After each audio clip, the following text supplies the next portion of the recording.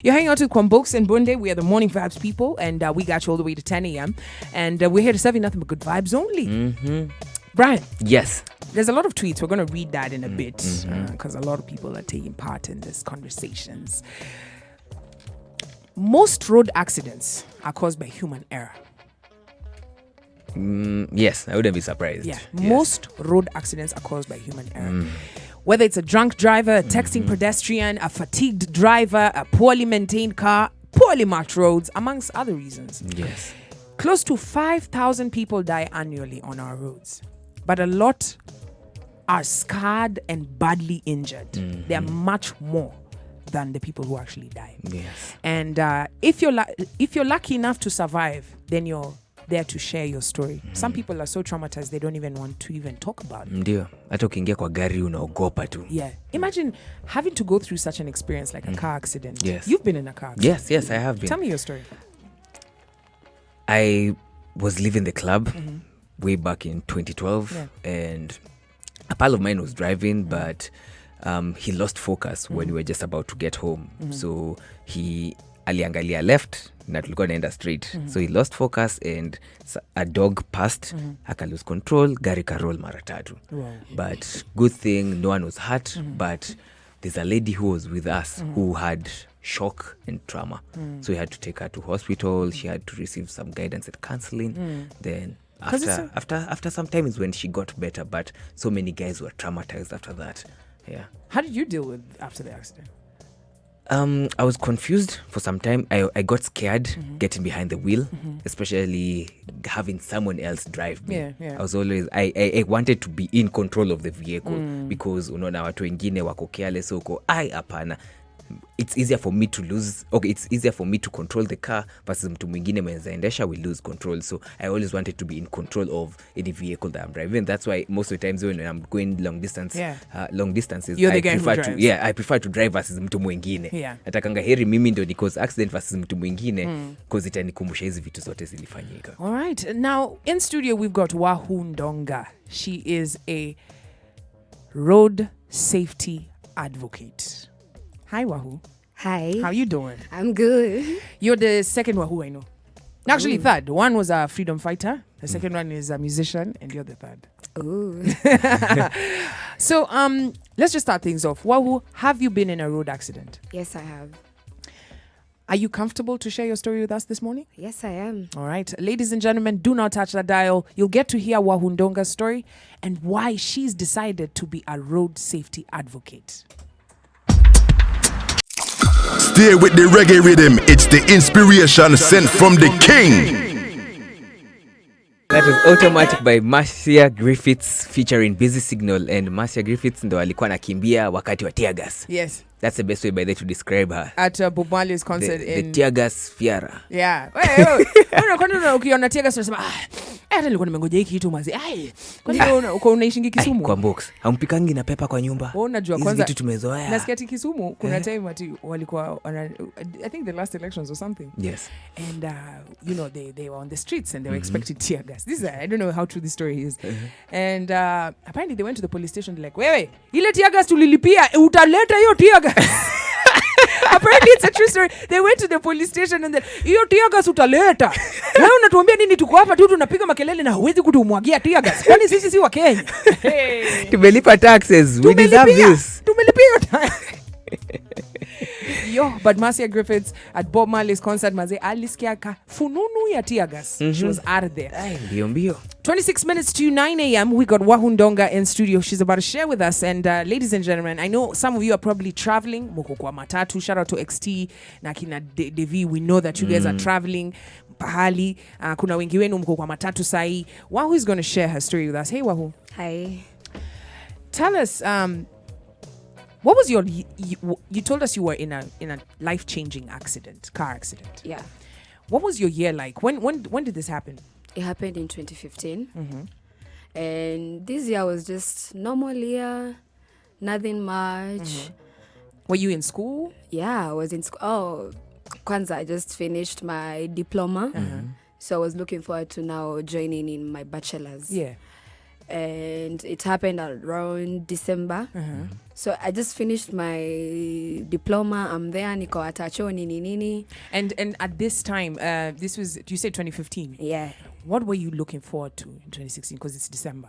It's December, nikurukisha mwaka. I'm like, of course, first things first was to join my bachelor's. Yeah.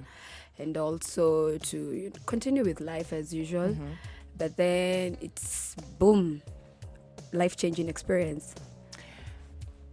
And as you were in the car, It's actually a bus. a bus, matatu. where were you going?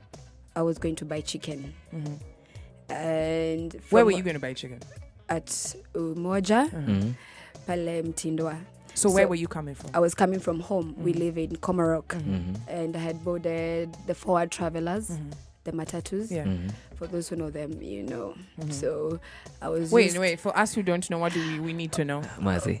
Okay. We're crossing from Nairobi to the world. Yeah. It's not like everyone stays in Eastland. Oh my God, you know. guys. Kuna wase wa South Africa wanatuwasegea Okay, like those Ninganya.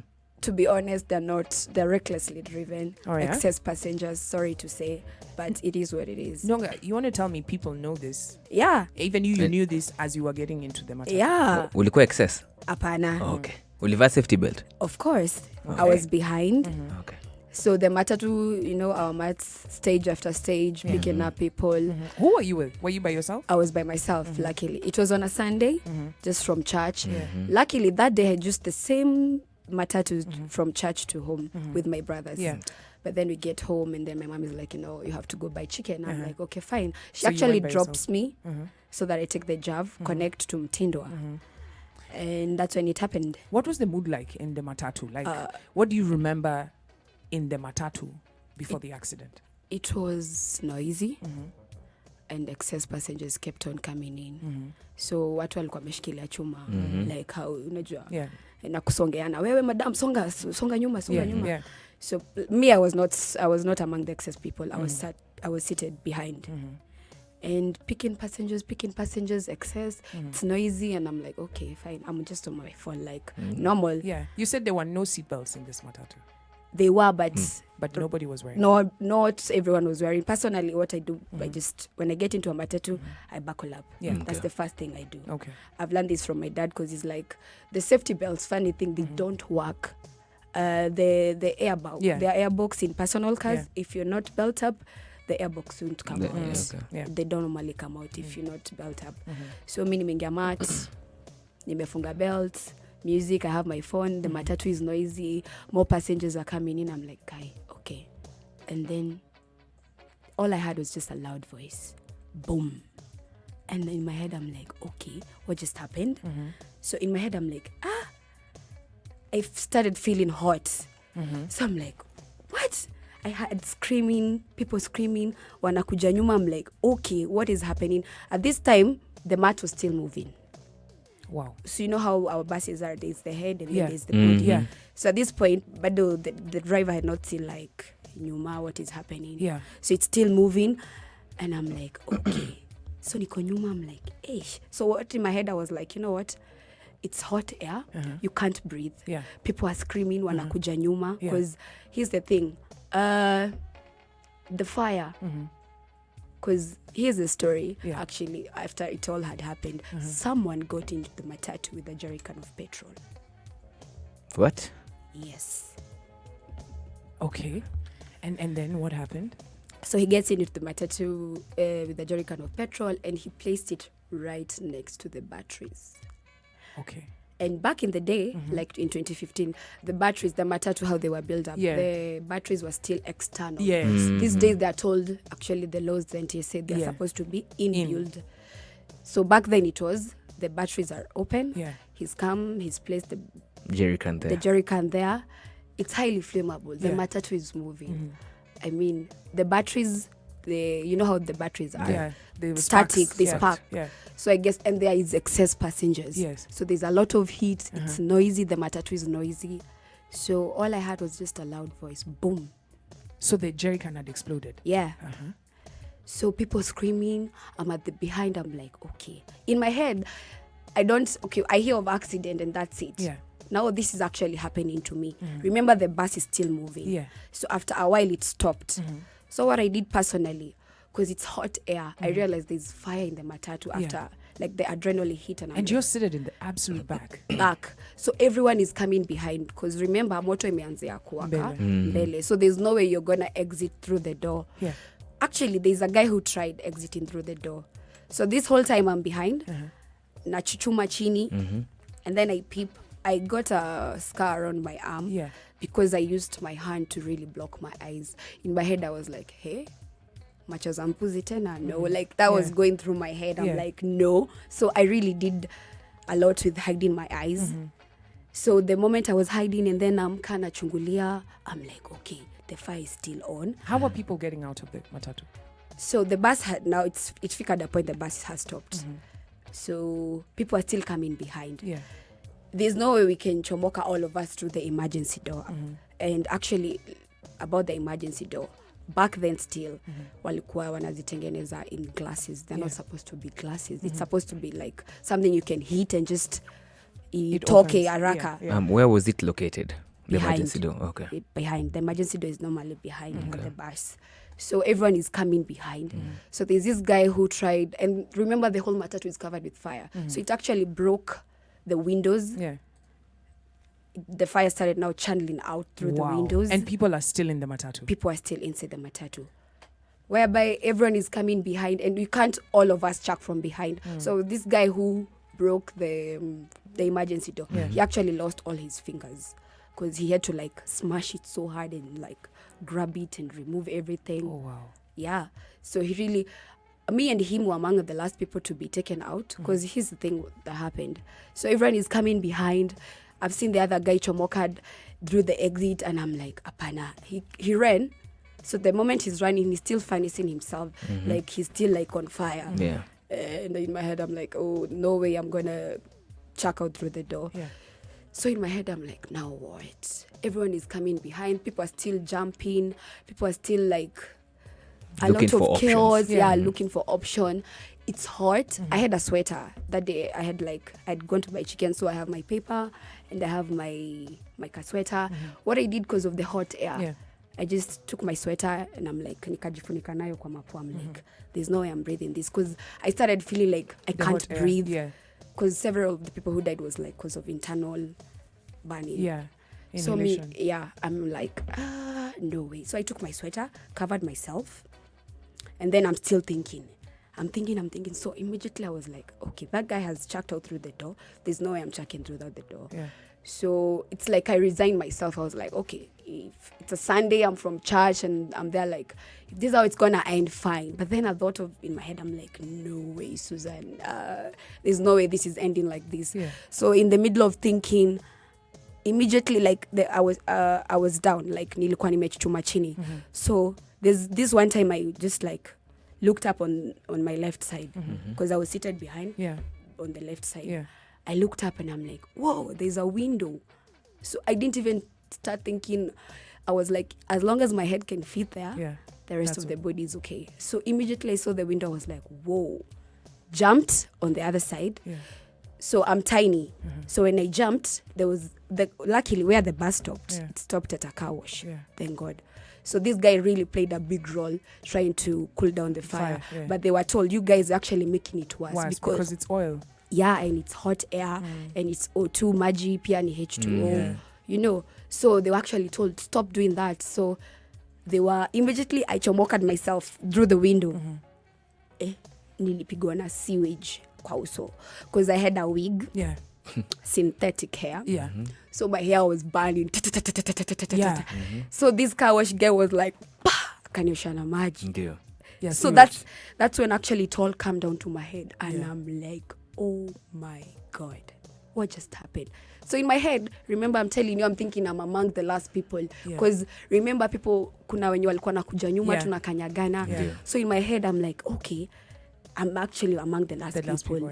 But the moment he hit me with that sewage, and he's like, madam, relax, see where I just came from. So I'm looking at the bus and I'm like, oh my God. So after I jumped, me, I am tiny. I did fit the window, and he alinivuruta nikatoka. I still got some burns on my hand. So there's another woman after she saw me like me jumping, I'm assuming she saw me jumping, she's like, okay, actually I can do jump the as well. same. But unfortunately, when she actually tried to like fit, she didn't fit. So her boobs were stuck on the window. on the window, like on the window rail up hivi chini. So she's trying to Pull herself fidget out. herself. So the guys from the car was really tried. She's still burning the legs. Now remember, the fight's even worse. Wow. Yeah, the fight's even worse. She's been pulled. Finally, she did, but most of her upper part, like the boobs area, just Then now it's people screaming. Yeah. I'm there, adrenaline. I'm just shouting. Then comes the emergency response. All right, we're gonna come back. 15 minutes to 9 a.m.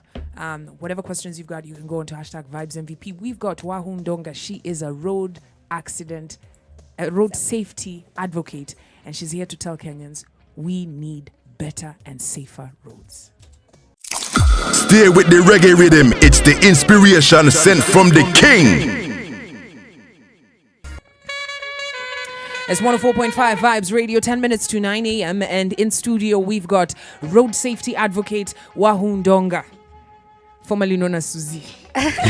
Jisikia hapo ukijita Suzy. Hiyo ndio jina unajiitanga?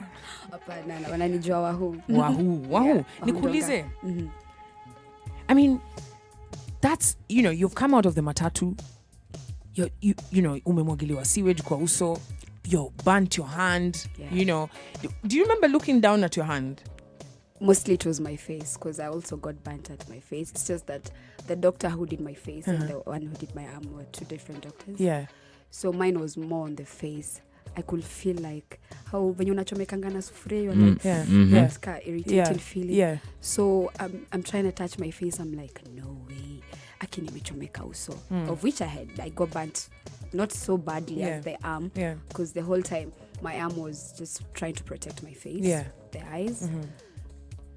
So it was more of like, oh my God, what just happened? Because the thought of an accident in my head doesn't. We hear of accident and that's it. Yeah. No one cares. What about at this point you were telling us when we took the break that there was a lady who was trying to come out of through the window. Yeah. You're now seeing the damage. By the time the rescue team got there, how long did it take them to get there? Quite long. That's why I talked about the emergency response. I feel like at this point, back then, right now I feel like things have changed. Not like 5 years ago. Yeah. But the emergency response was not so good. Who did you call when you're out of the car? My mom. Okay. Because she had just dropped me not so long ago. So I was just giving out numbers, like good Samaritans were like, just give me your number and any number I can call to. So the first person I remember I gave out my number was my mom. Secondly, my dad. And with time now I'm there, the response is back. And remember, I've said they took time. They didn't come immediately, which, the emergency, there's a reason as to why it's called emergency response. Because the longer they take, the more damage is getting done. Yeah, because actually, most of the people, like the first bunch who were really badly injured, they were taken by Good Samaritans. Another, actually, for a traveler matatu that offered, because now it has already happened. The emergency response is not here, the ambulances. They took time. So before they got there, people were like, you can use my car. Good Samaritans were like, you can use my car, it's okay. So by the time you all this has happened and you're now taking stock of what had happened, what had actually happened, what how many people got injured, what was the damage? The bus was a 32-seater, and remember there were excess passengers. So actually most of the people who died, around not like half of them. Most people got injured, but the ones who died mostly were the excess passengers. How many people? The excess passengers were like 10, 9. Because sasa venye moto iliwaka boom. They were the first one to have that effect. Yeah. Because now the fire pushed behind. Hence why people were coming behind just to try to get out through the emergency door behind. I mean, going through an experience like this, there's the physical healing that you have to go through, there's the mental healing you have to go through, there's the acceptance. How long did it take you in general to heal from this experience? 4 years. Yeah. Actually, I got comfortable telling the story in 2018. That's when I did my first interview, actually, with Sheila Mwanyiga. That's when I was like, actually, I can talk about it without having to dread or feel like I'm reliving it all over again. So, yeah, 3 years.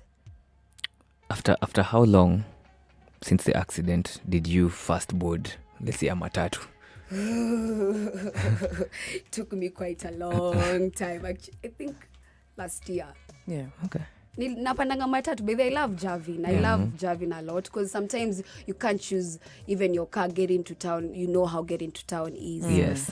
So most people, especially me in this case, I love Javin. Si mind matatu, by the way. But like now you have a different understanding of public transportation. Yes. And let's talk about, first I want to commend you for even just being brave enough, because a lot of people will go through this and they will just choose to leave it in the past because you don't want to relive it. It's done, it's happened. But you've taken a stance against things like that happening. Yeah. And that's why you became a road safety advocate and you set up your own foundation. What's your foundation called? It's Wahu Ndonga Foundation. It's Road Accident Survivors Campaign Initiative, RASCI, at Wahu Ndonga Foundation. So if you go to Facebook, Instagram. Why is it important for road survivors to have an association?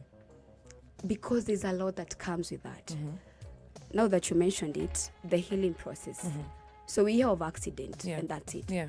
No one cares about actually what happens after the accident. I mean, I think we care more about the number of dead people. Yeah. And you know who was driving, what happened. We don't care for the survivors. Yeah. Yeah. And there's more to that because the healing process is just, it's not easy. Imagine, now mine was fire and everything. Yeah. Now imagine you're in a matatu, the ones we hear at Maimahio, Gari mebingirika juu, chini, and then there's still survivors. Someone has lost a leg, someone else have lost a hand. Yeah. You see, now you have to actually now, you have to recollect your life. Even if you've lost a leg, your life won't be the same. Yeah. You have to start thinking of how will I be moving from one place to another. I don't have a leg. Yeah. Maybe I don't have a hand. Or worse, I've lost my whole family in a road accident. Yeah. How do I move on from that? So that's why the foundation comes in. Did you, when you got your the accident, did you have to pay for your own counseling? Yes. And it's Were there very support expensive. Not really. There were no support groups. I've done my research enough to know that right now in Kenya we have like 19 psychiatrists, 19 only. And we hear of accidents Every day. And they are super expensive.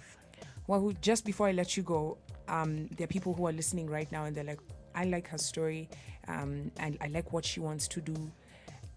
Kofupi, what is your what do you look at as some of the changes that we need to put in place to ensure that there'll be zero deaths that are caused by human error on these roads? First things first, the human error. As individuals, you as a driver, you as a passenger, you as a pedestrian, what role are you really playing? So for me, I feel like there's need to more information, more road safety education actually.